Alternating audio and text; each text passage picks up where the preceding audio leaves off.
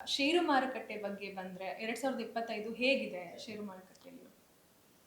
ಈ ಷೇರು ಮಾರುಕಟ್ಟೆ ನೋಡಬೇಕಾದ್ರೆ ಮುಖ್ಯವಾಗಿ ನಾವು ಬುಧ ಮತ್ತು ಗುರು ಗ್ರಹಗಳನ್ನು ನೋಡ್ತೀವಿ. ಒಂದು ಇನ್ನೊಂದು ಶುಕ್ರ ಗ್ರಹನನ್ನು ನೋಡಬೇಕು ಆ್ಯಕ್ಚುಲ್ ಆಗಿ.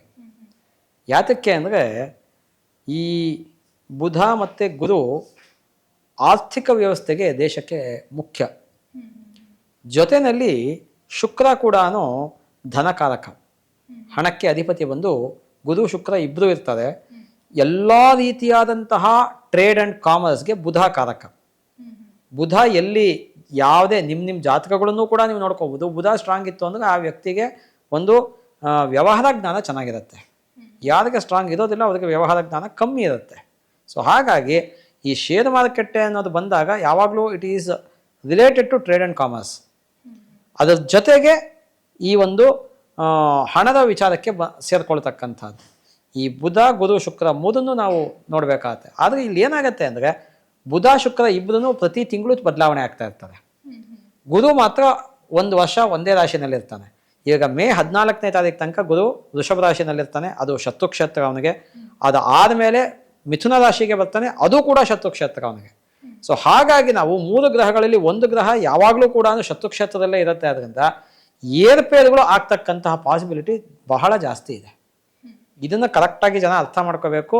ಯಾವತ್ತೂ ಕೂಡ ನೀವು ಶೇರ್ ಮೇಲೆ ಆಗಲಿ ಮ್ಯೂಚುವಲ್ ಫಂಡ್ಸ್ ಮೇಲೆ ಆಗಲಿ ಇನ್ವೆಸ್ಟ್ ಮಾಡ್ತೀರಾ ನೀವು ಅಂತ ಇತ್ತು ಅಂದರೆ ಮೊದಲನೇದಾಗಿ ನಿಮ್ಮ ಗ್ರಹಗತಿ ಹೇಗಿದೆ ಅಂತ ನೋಡ್ಕೊಳ್ಳಿ. ನೀವು ಸರಿಯಾದ ಜ್ಯೋತಿಷಿಗಳನ್ನು ಕೇಳಿ.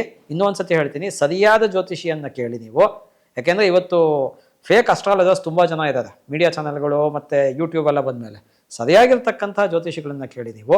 ನಿಮ್ಮ ಟೈಮ್ ಚೆನ್ನಾಗಿದೆಯಾ ಇಲ್ವಾ, ದಶಾಭುಕ್ತಿ ಚೆನ್ನಾಗಿದೆಯಾ ಇಲ್ವಾ ಎಲ್ಲನೂ ತಿಳ್ಕೊಂಡು ಅನಂತರದಲ್ಲಿ ಯಾವಾಗ ಮುಂದುವರಿಬೇಕು ಅಥವಾ ಇನ್ವೆಸ್ಟ್ ಮಾಡಬೇಕಾ ಬೇಡವಾ. ತುಂಬ ಜನ ನನ್ನ ಜಾತಕ ಕೆಳಗೆ ಬರೋರು ಇನ್ವೆಸ್ಟ್ ಮಾಡಿ ಬಂದು ಕೇಳ್ತಾರೆ. ಬಂದು ಕೇಳಿದ್ರೆ ಏನು ಪ್ರಯೋಜನ? ನೀವು ಅದಕ್ಕೆ ಏನು ಪ್ರಯೋಜನ ಇಲ್ಲ. ನೀವು ಸೈಟ್ ತೊಗೊಂಡ್ಬಿಟ್ಟು ಗುರುಜಿ ಇಂಥ ಸೈಟ್ ತೊಗೊಂಡಿದ್ದೀನಿ ನೋಡಿ ಏನಾಗತ್ತೆ ಅಂತ ತೊಗೊಂಡ್ಮೇಲೆಲ್ಲ ಕೇಳೋದು, ತೊಗೊಳಕ್ಕೆ ಮುಂಚೆ ಕೇಳಬೇಕು. ಹಾಗಾಗಿ ನೀವು ಇನ್ವೆಸ್ಟ್ ಮಾಡೋದಕ್ಕೆ ಮುಂಚೆ ಯಾರನ್ನಾದ್ರೂ ಸರಿಯಾಗಿರ್ತಕ್ಕಂಥ ಜ್ಯೋತಿಷಿನ ಕನ್ಸಲ್ಟ್ ಮಾಡಿ ಕರೆಕ್ಟಾಗಿ ತಿಳ್ಕೊಳ್ಳಿ. ನಿಮ್ಮ ಟೈಮ್ ಚೆನ್ನಾಗಿದ್ದಾಗ, ದಶಾಭುಕ್ತಿ ಚೆನ್ನಾಗಿದ್ದಾಗ ನೀವು ಇನ್ವೆಸ್ಟ್ ಮಾಡ್ತು ಅಂದರೆ ಓಕೆ.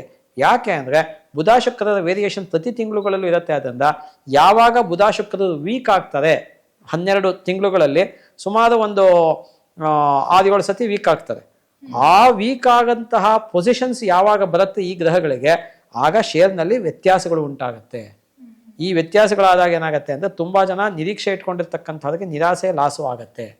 ಅದಕ್ಕೋಸ್ಕರ ನಾನು ಒತ್ತಿ ಹೇಳ್ತಿರ್ತಕ್ಕಂಥದ್ದು ಅದನ್ನು ನೋಡಿಕೊಂಡು ನೀವು ಮುಂದುವರಿಯಿರಿ ಅಂತ ಹೇಳ್ತೀನಿ ನಾನು.